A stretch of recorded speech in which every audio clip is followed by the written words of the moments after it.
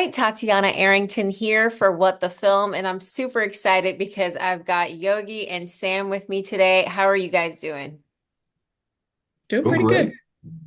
Now, I know today is election day, but despite all that, how are you feeling about the anticipation of people being able to see Get a Real Job? It's pretty cool. I'm excited. I don't know. What do you think, Sam?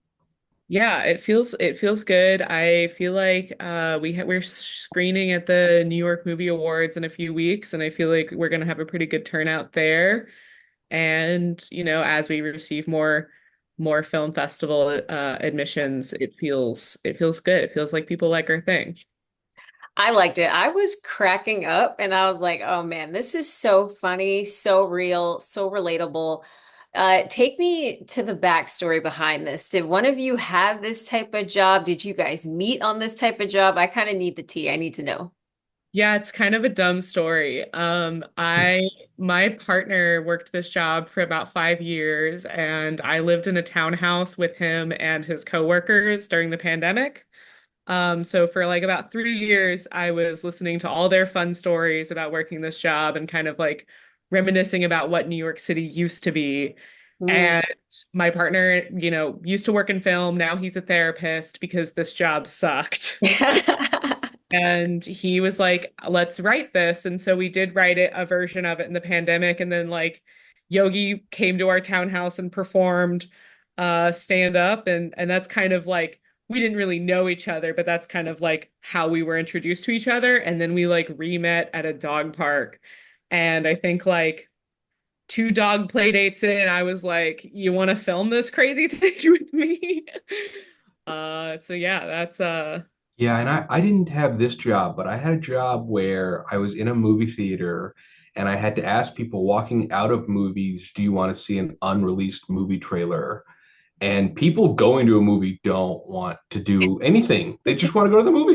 And Right. so you would have to, and then like you'd have like quotas, like you'd be like, we need 20 fifth graders for this children's. So you just sat all day being like, does that person look like they're in fifth grade? I hope they are, because I have to ask them to watch this unreleased movie trailer. And then you think they just watch the trailer, but they have to watch it and then make notes and then watch it like two or three more times. And boy, they hated you every time that ended. So I've dealt with a lot of people being like, please stop talking to me in my life at this point. I feel like people don't even want to watch the trailers for like regular movies that are coming before the movie they're going to Yeah. see. So Yeah. I can't even imagine that. Oh man, that's such a what both interesting jobs in the pilot as well. But I mean, even diving more into like the comedy aspect of it, there was one line that really stuck with me, and it was when you guys are on Coney Island. Also, before I even jump into that, having New York like as the backdrop, like talk to me a little bit about that because it's I mean, I'm from New York. I live in Atlanta now, but and dreaming of a way to get back to New York, but just seeing New York on the screen regardless is just always such a nice feeling when you can be like, "Oh, this shot here, this is so real." Just talk to me about that a little bit too. Yeah, I mean, Yogi and I have discussed this a lot. It's a very New York job. It's so quintessential to be stopped and annoyed by people that you don't really want to talk to along when you're walking around and like it's iconic and it's you know, New Yorkers have this get up and go kind of energy to us and you know, we kind of in the film world we kind of were like, well, I don't know if we can film there. I don't know if that's okay. But Yogi were very much like, nah, let's just do it. Let's just film here. And if someone complains, like we'll just figure it out when it happens. Yeah, Totally better to ask for forgiveness. Yeah. 100%. We really worked on, is anyone going to stop us at 7 a.m. on a Saturday or Sunday? And the answer was probably not most of the time. And Yeah. we were correct. Yeah. Yeah. Yeah, it was also a good crowd control. Like New York's so busy Hmm. at any given moment, but at 6 a.m. in the middle of the summer, no one's hanging out in Washington. It's Oh, gonna we got bother lucky. us. And talk to me about the cast too, because every they almost seemed like, and it could be, so I'm not sure, you can let me know, but they seem very much like real people. very like relaxed in it. Like I'm totally pulled into the environment immediately. Was that intentional? Are these actually like super professional actors? And it's like, whoa, I should have known. Let me give me the tea on that as well. I mean, it's a little bit of both. Okay. Yeah, yeah. A I lot of the mean, core cast is like people I know from UCB, and we kind of, Yogi and I as directors, kind of our approach was very much like, hey, do this as yourself working this job. And Yeah. so I think that realness comes from they were playing themselves. Mhm. yeah, and when it comes to the people I brought on who are stand-up comics, I've always let them know when they're not doing stand-up, hey, we brought you here because we know you're best for this.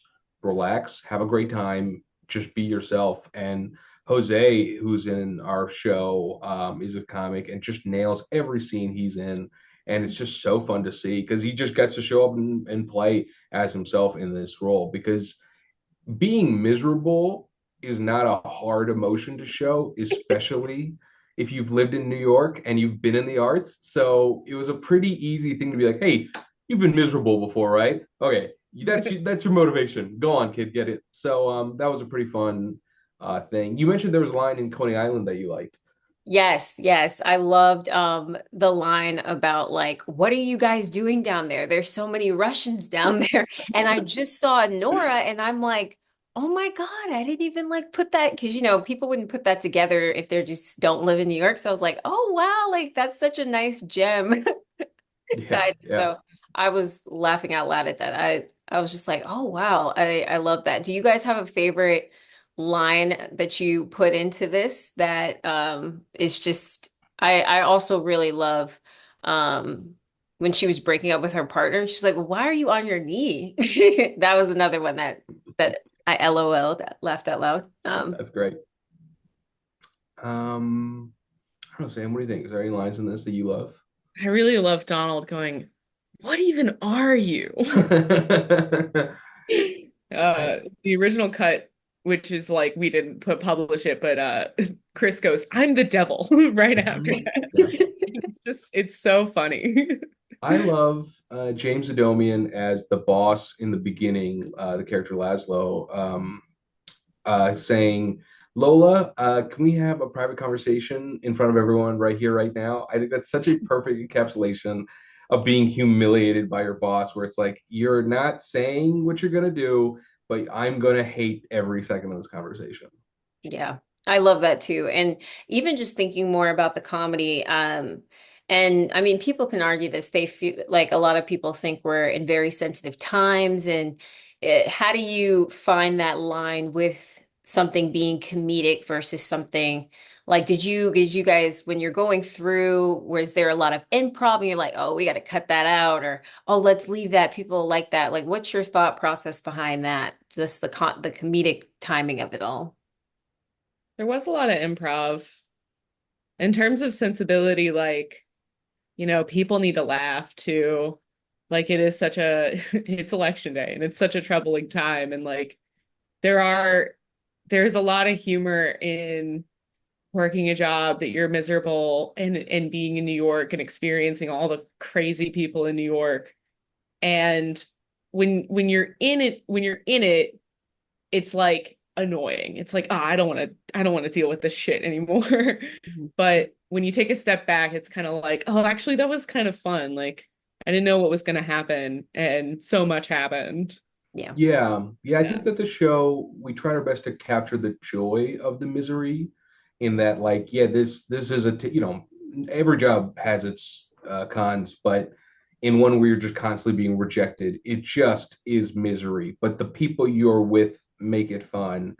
I mean, there's things like where my sisters accost me for working this job. I love Everything, that. thank you so much. Everything that they say that I do, everything they're humiliating me with, are things that I did do in my life. I did give myself a mohawk and shave my arm hair to impress a girl. So like in terms of sensibilities, it's like it's all real. Like anyone else could do a show about being a canvasser and it being terrible, but nobody has those life experiences. So putting that in the show made it be like, well, it's not fantasy. This is 100% how my life has been.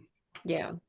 And I know you mentioned like it's a lot of it is based on real life, real stories and but were there any inspirations that you all drew, whether it's like from other directors or other projects um as well?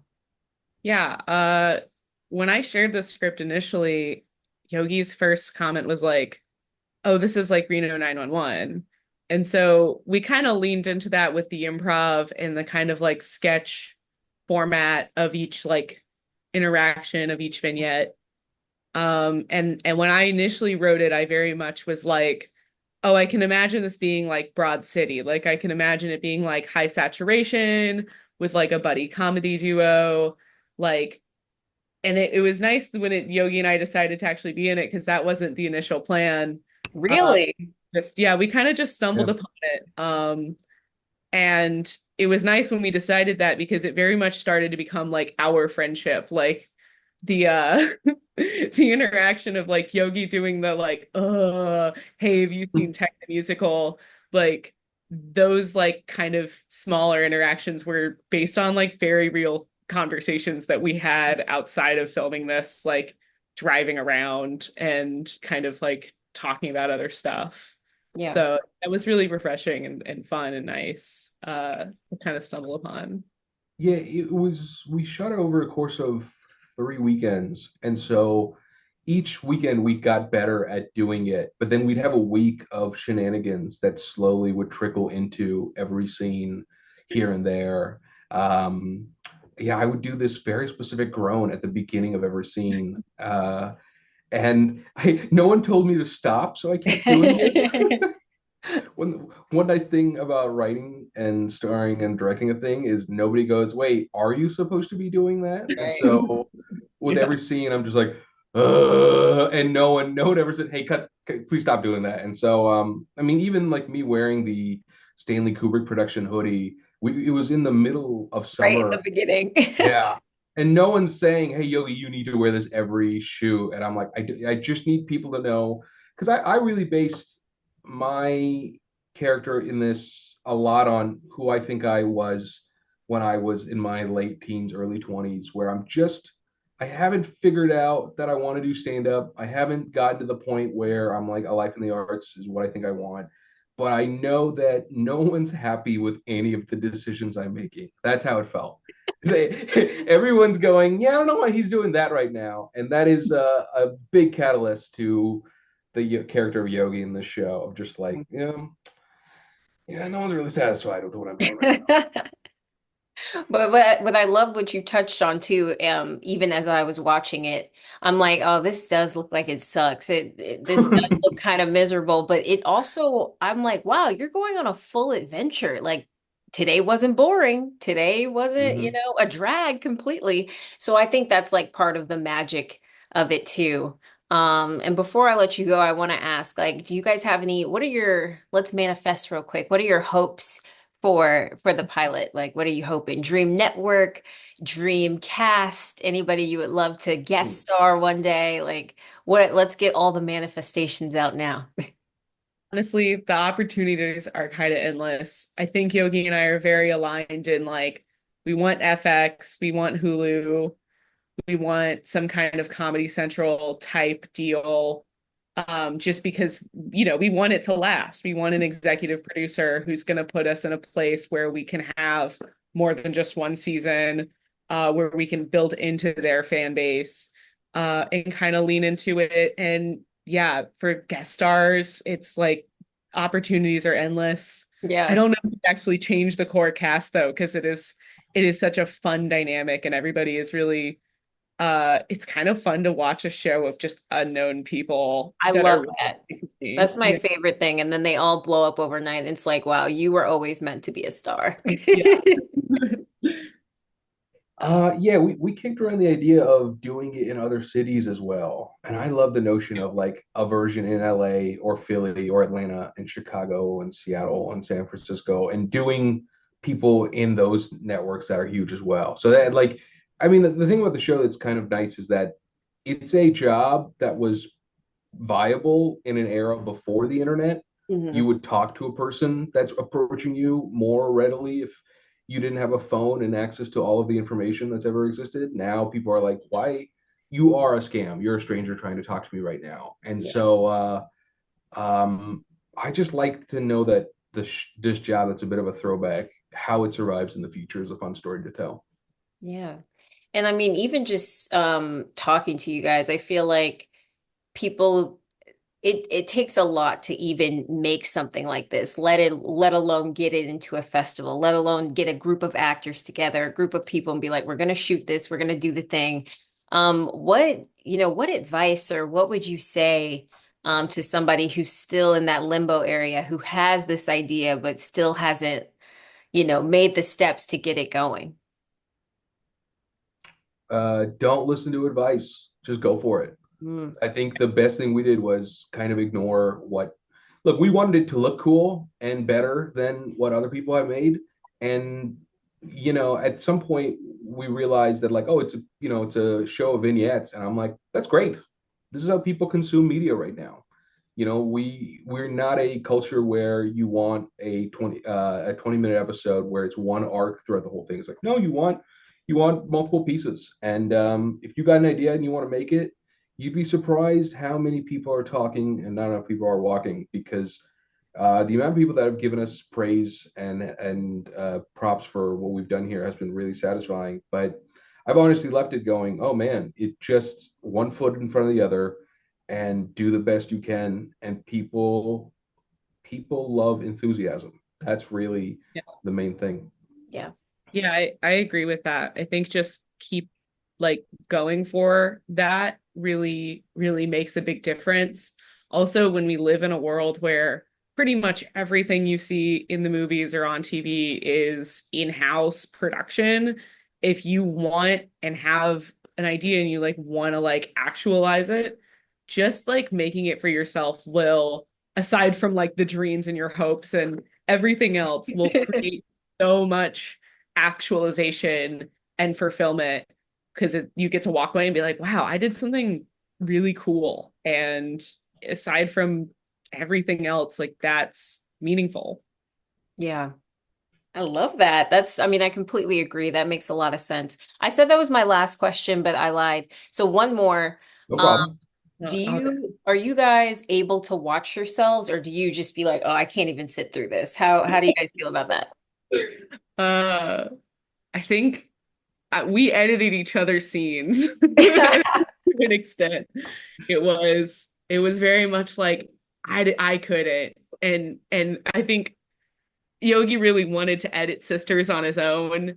And about 6 or 7 days in, he's like, every time I stare at this, I like want to take a nap. And I was like, we just take it off your hands, dude. So yeah, watch. I mean, even as you're like a stand-up, because we're both stand-ups and like we both done improv, like as we've had to record ourselves and watch those videos, it doesn't make it any easier to like watch yourself in a new format, like as a television show. Right. It feels different and scary.